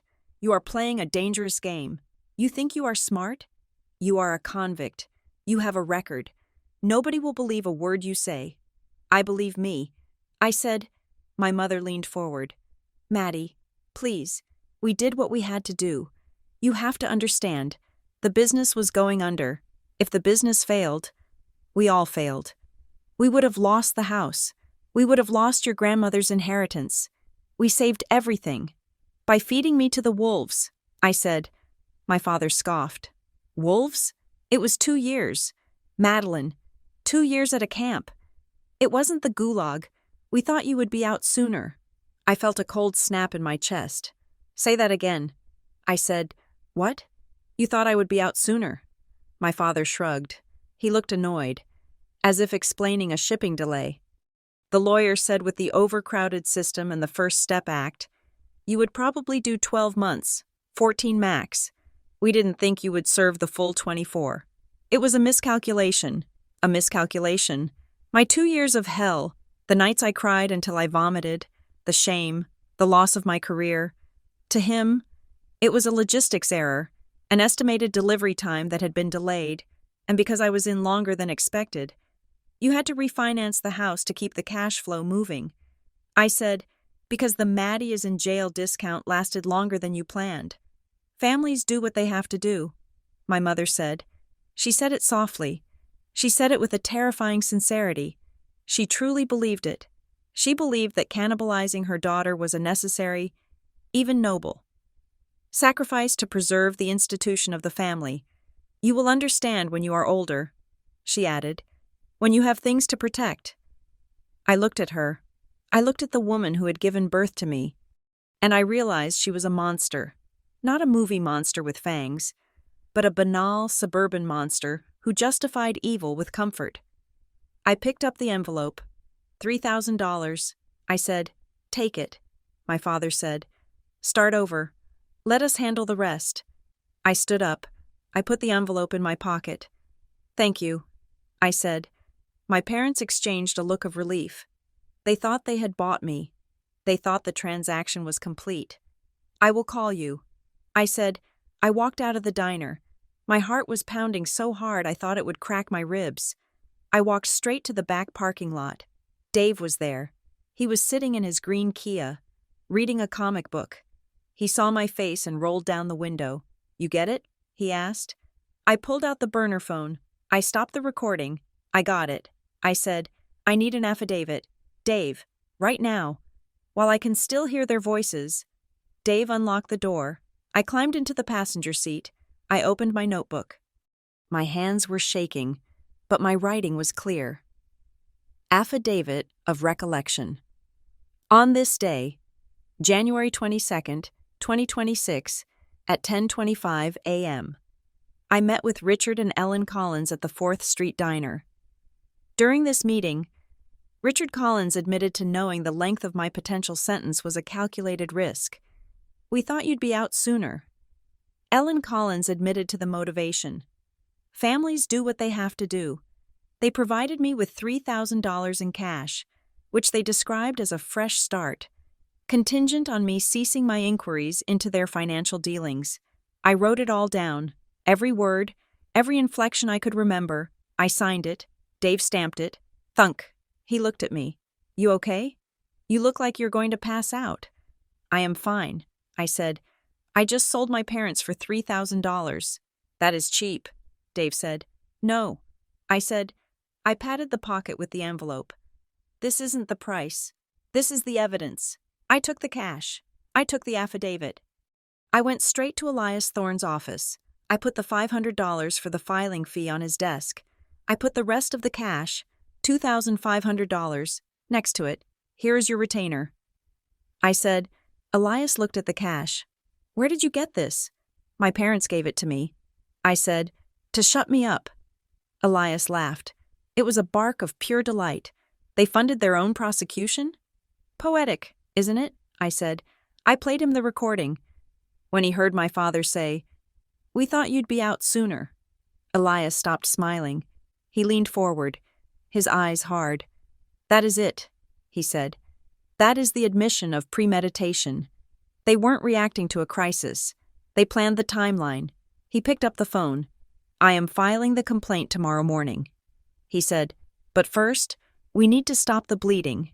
He drafted the letters while I watched. Notice of preservation of evidence. He sent one to the bank, one to the credit card company, one to Apex Distribution, formerly Global Supply Solutions, and one to my parents, "Dear Mr. and Mrs. Collins." The letter read, "You are hereby notified that a civil action is pending against you. You are legally required to preserve all documents, emails, hard drives, and financial records related to Madeline Collins, MC, Strategy Group, and the refinancing of the property at 14 Maple Lane. Destruction of any evidence from this point forward will be considered spoliation and obstruction of justice." It was a warning shot. It told them that the game had changed. I wasn't the daughter begging for forgiveness anymore. I was the plaintiff. And then Elias did one more thing. He drafted a motion for emergency injunctive relief. "This stops them from moving money," he explained. "If the judge signs this, their accounts freeze. They can't sell the house. They can't wire cash to the Caymans. We lock them down." "Do it," I said. I left his office at 5 o'clock. I walked back to the motel. I had the envelope with the remaining cash in my pocket. I bought a pizza on the way. I ate it sitting on the bed, staring at the timeline on the wall. I took a red marker. I drew a line from sentencing to fresh start. I wrote a new entry at the bottom. January 23rd, 2026. The war begins.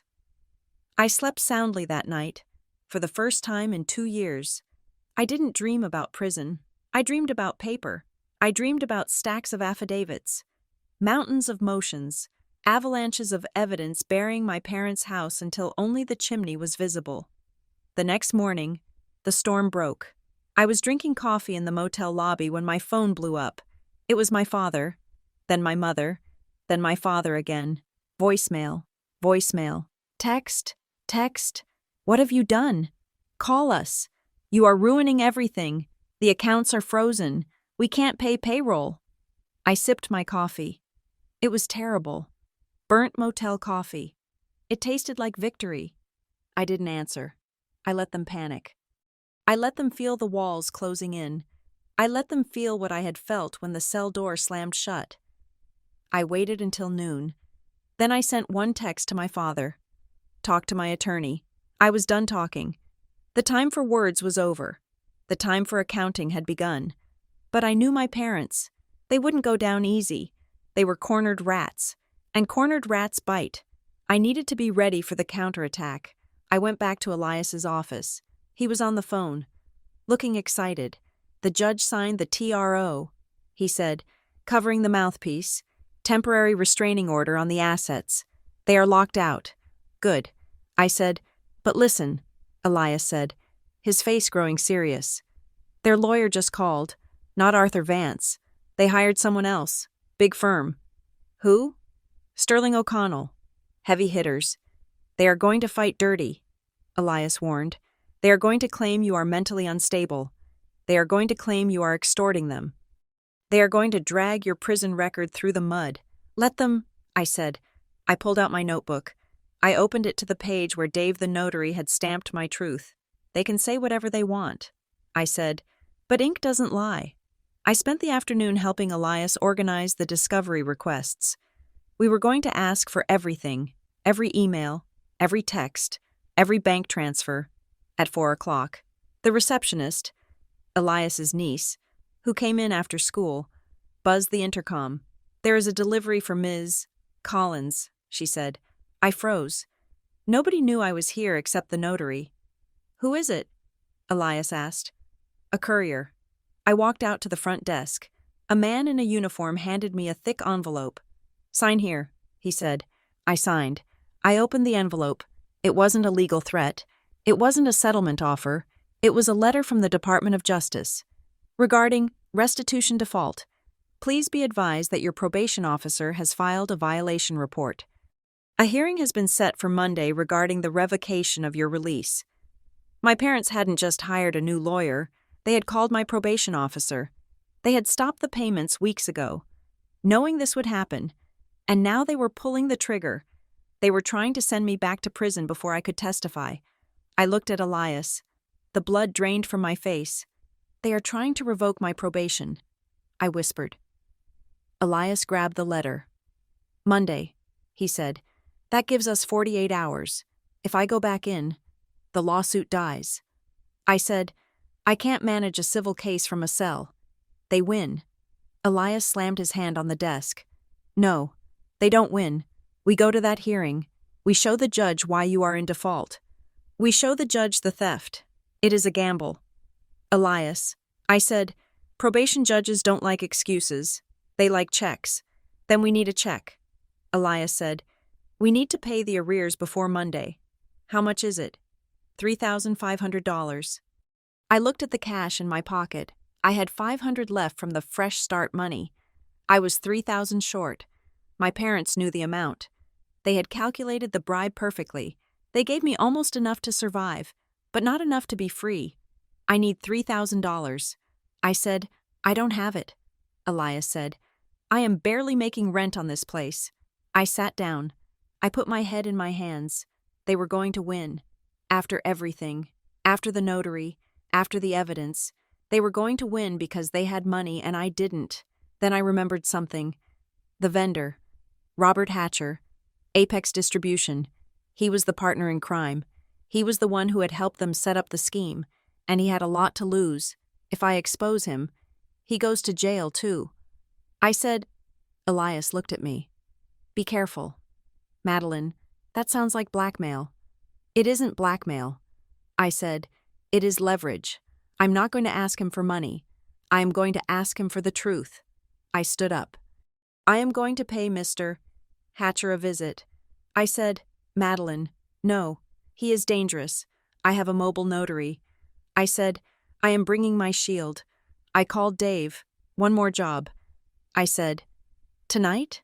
Dave asked. Tonight, I said, and bring your heavy stamp. This one is going to be hard. The visit to Robert Hatcher was short, brutal, and transactional. I did not threaten him with violence. I threatened him with visibility. I laid the timeline on his desk, the one connecting his dissolved company, Global Supply Solutions, to his new company, Apex Distribution, and the invoices paid by my parents' shell entity. I told him I had already sent a preservation letter to the Department of Justice. This was a bluff, but a calculated one. I told him he had two choices. He could be the co-defendant in a civil RICO lawsuit that would expose his entire operation to federal scrutiny, or he could be a cooperating witness who assisted a victim of identity theft. And, I added, I needed a cashier's check for $3,500 to clear a clerical error with my probation officer. Robert Hatcher was a businessman. He understood risk assessment. He wrote the check. He didn't sign an affidavit implicating himself. But he gave me something better, a folder of emails between him and my father discussing the Madeline contingency. I paid the probation arrears at 9 o'clock the next morning. The clerk stamped my receipt. The violation hearing was canceled. The trapdoor my parents had tried to open beneath my feet was sealed shut. Then, Elias Thorne filed the civil complaint. Madeline Collins versus Richard and Ellen Collins, et al. The process server delivered the papers to my parents' house at dinner time. That was when the swarm began. My phone, which had been silent for hours, suddenly erupted. It wasn't my parents calling. They had been advised by their new high-priced lawyers to stay silent. Instead, they unleashed the flying monkeys. The first call was from Aunt Linda. I let it go to voicemail. Madeline, this is your Aunt Linda. I am sitting here with your mother, and she is hysterical. I cannot believe you would do this. Sued your own parents? After they stood by you? You are breaking this family apart. Call me back immediately. Then came Uncle Steve. Maddie, you need to stop this nonsense. Your dad is talking about chest pains. If he has a heart attack, that is on you. Drop this lawsuit and go home. Then my cousin Sarah, then the neighbor, Mrs. Gable. It was a coordinated pressure campaign. My parents were spinning a narrative to the extended family. Madeline is unstable. Madeline is vindictive. Madeline is trying to extort us because she can't hold a job. They were weaponizing the family unit against me. They knew that deep down. I still craved belonging. They thought that if enough people told me I was bad, I would believe it. But they forgot that prison had rewritten my definition of belonging. I didn't belong to them anymore. I belonged to the truth. I did not block the numbers. That would be defensive. Instead, I replied to every voicemail and text with a single, copy-pasted message. All communication regarding this matter must be directed to my attorney, Elias Thorne. Please refer to case number CV 20260492 for the public filings regarding the theft of my identity and the forgery of my signature. I didn't defend myself. I didn't cry. I pointed to the paperwork. Trauma usually looks like tears. It looks like screaming. But sometimes, deep trauma looks like absolute, terrifying stillness. It looks like a woman sitting in a motel room, drinking bad coffee, and calmly forwarding threats to her lawyer to be marked as Exhibit D. By Wednesday, the calls stopped. The family realized I wasn't playing by the old rules. I wasn't the daughter anymore. I was the plaintiff. The hearing for the preliminary injunction was set for Friday. This was the big one. This was the hearing where the judge would decide whether to keep my parents' assets frozen or to release them. If the judge released the assets, my parents would drain the accounts, hide the money offshore, and leave me chasing ghosts. If the judge kept them frozen, my parents were strangled. They couldn't pay their vendors. They couldn't pay their lawyers. They would be forced to settle. On Thursday night, Elias called me. He sounded worried. "We have a problem," he said. "What?" Sterling O'Connell filed a response. "They are claiming the power of attorney was valid. They are claiming you gave verbal consent for all the transactions. They have an affidavit from their office manager claiming she heard you on speakerphone authorizing the refinancing. They are lying." I said, "I know," Elias said, "but it is a sworn affidavit. It creates a factual dispute. The judge might lift the freeze until a full trial, which could be months away. We need something that cuts through the he said, she said. We need a witness who isn't you and isn't them." I thought about the emails Hatcher had given me. They were damaging, but they were legally complex. I needed something simple. I needed the bookkeeper, Mrs. Higgins, not the social worker, but the elderly woman who had done my parents' personal taxes for 30 years. She worked out of her basement. She knew every dime that moved in and out of that house. She was the one who would have prepared the fraudulent tax returns for the shell company. I knew Mrs. Higgins. She was a devout woman. She knitted blankets for the church bazaar. She was terrified of conflict, but she was even more terrified of sin. I called her Mrs. Higgins. "It is Madeline." There was a gasp on the line. "Oh, Madeline, I can't talk to you. Your father said—" "I know what my father said. Mrs. Higgins. But I am not calling to yell. I am calling because I am worried about you." "Worried?" "My lawyer is filing a motion tomorrow." I lied. It names everyone who participated in the preparation of the false tax returns for Marcy Strategy Group. It alleges conspiracy to commit federal tax fraud. Silence. Heavy, terrified silence. "I don't want to name you. Mrs. Higgins," I said softly. "I know you just did what they told you. I know you didn't see the signatures being forged.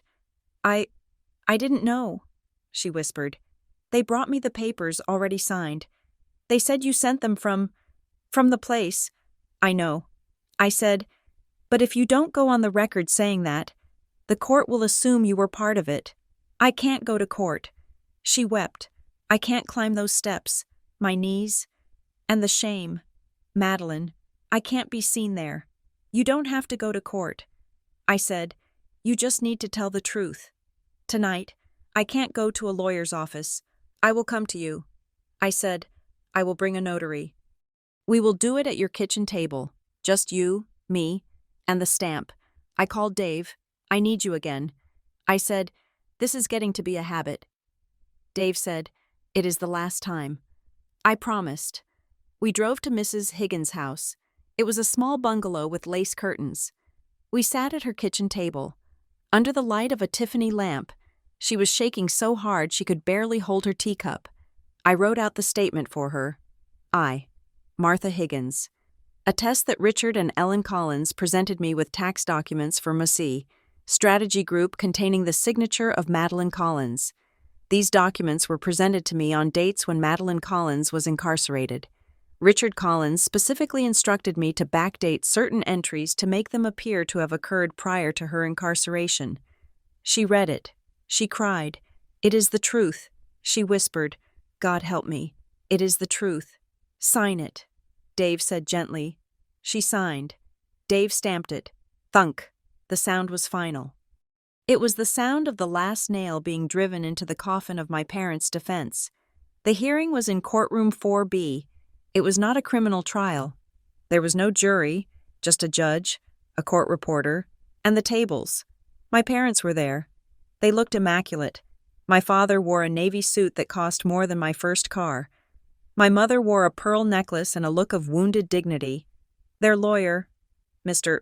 Sterling, was a silver-haired shark who smelled of expensive leather and condescension. Elias and I sat at the plaintiff's table. Elias looked rumpled. I looked like what I was, a woman wearing a blazer I had bought at a thrift store, holding a notebook that contained the wreckage of my life. Mr. Sterling stood up first. "Your Honor," he boomed, "this case is a tragedy. It is the story of a troubled young woman, a convicted felon, who is lashing out at the parents who have exhausted their life savings to support her. The allegations here are baseless. The financial moves the defendants made were done with the plaintiff's verbal consent. pursuant to a valid power of attorney, to protect her assets while she was unavailable. He paused for effect. We ask that the temporary restraining order be lifted immediately. These are respected business owners. They are being strangled by the vindictive fantasies of a daughter they tried to save. My mother dabbed her eyes with a handkerchief. It was a perfect performance. The judge, a bald man with a skeptical face, looked at Elias. Mr. Thorne? Elias stood up. He didn't boom. He spoke quietly. Your Honor, we don't deal in fantasies. We deal in timestamps. Elias walked to the bench. He handed the clerk a binder. Tab 1, Elias said. A credit report showing a business line of credit opened in the plaintiff's name on August 14th. On that date, the plaintiff was in federal custody. Tab 2, Elias continued. A refinancing application for the defendant's home, claiming hardship due to their daughter's legal fees. This application secured a rate 2 points below market. They profited from her incarceration. Mr. Sterling jumped up. Your Honor, we have an affidavit from an office manager stating consent was given. Elias ignored him. Tab 3, he said. This is an affidavit from Martha Higgins, the defendant's personal bookkeeper for 30 years. Notarized last night. My parents went rigid. My father's head snapped toward me. His eyes were wide with genuine shock. He hadn't thought I would get to Martha. Elias read from the affidavit. Richard Collins specifically instructed me to backdate entries. The room went silent. The judge flipped the page. He read it again. But that is not all. Elias said, Tab 4. This was the kill shot. It wasn't the Hatcher emails. It was something I had found in the junk folder of the email dump Hatcher had given me. A forwarded draft my father had sent to Hatcher for review. Accidentally attached to a chain about invoices, it was an email dated 3 weeks ago. Subject: Plan B. Bob. If Maddie doesn't play ball when she gets out, we have a problem. The auditors are sniffing around the inventory again. We might need to pivot. Remember Uncle Jerry? He died last year. But his name is still on the deed for the warehouse. If we move the liabilities to his estate, we can claim it was legacy mismanagement from his tenure. It is messy, but dead men don't talk. Let me know what you think. The judge read the email. He looked up. He looked at my parents. Dead men don't talk. The judge repeated. My father stood up. Your Honor, that is out of context. That was a hypothetical discussion about estate planning. Sit down. Mr. Collins, the judge snapped. The judge looked at the timeline I had created. He looked at the affidavits. He looked at the notary stamps. This court finds that the plaintiff has established a substantial likelihood of success on the merits. The judge said, the temporary restraining order is converted to a preliminary injunction. All assets of the defendants are frozen pending the outcome of this litigation. He wasn't done. Furthermore, given the evidence of potential tax fraud and bankruptcy fraud contained in the Higgins affidavit, I am referring this file to the United States Attorney's Office for review. My mother let out a sound like a balloon deflating. She slumped against my father. My father looked at me. His face was gray. The mask of the respectable businessman had slipped, revealing the terrified, greedy man underneath. He mouthed one word to me, why? I looked at him. I didn't mouth anything back. I just touched the notebook in front of me, because 2 years wasn't forever. Dad. But the record is, we walked out of the courthouse into the bright afternoon sun. It wasn't a movie ending. There were no reporters. There was no applause. My parents weren't led away in handcuffs. Not yet. That would take months. The FBI would investigate. The IRS would audit. They would spend the next 5 years drowning in legal fees, indictments, and the slow, grinding machinery of the justice system they had tried to weaponize against me. They were ruined. The business was dead. The house would be seized. Their reputation was ash. Elias shook my hand on the courthouse steps. You did good. Madeline, he said, I will call you Monday. We need to discuss the settlement strategy. I watched him walk away. I stood there on the sidewalk. I was 33 years old. I had $3,000 in my pocket. I had no job. I had no apartment. I had no family. I had one. But as I watched the cars drive by, Regular people going to regular jobs, coming home to parents who sent them birthday cards instead of subpoenas. I realized the cost of the war. I had my name back. I had my credit score back, eventually, but I couldn't get the 2 years back. I couldn't unhear the sound of the prison doors locking. I couldn't unfeel the cold realization that my mother loved her lifestyle more than she loved me. I couldn't go back to being the girl who trusted people. The girl who signed papers because she wanted to be helpful. That girl was dead. She died in a cell at Danbury. The woman standing on the courthouse steps was someone else. I was harder. I was colder. I was a woman who carried a notary in her pocket and treated love like a contract that needed to be read for the fine print. I took a deep breath.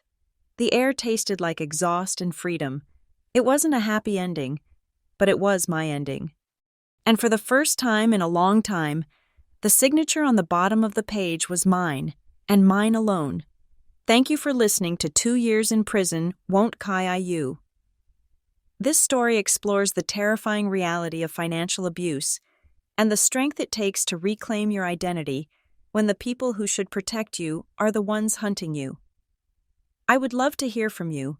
Where are you listening from today? Have you ever had to fight to get people to believe the truth? Please share your thoughts in the comments below. If you enjoyed this story, please make sure to subscribe to the Revenge Stories channel for more tales of betrayal, justice, and the long road to redemption. See you in the next story.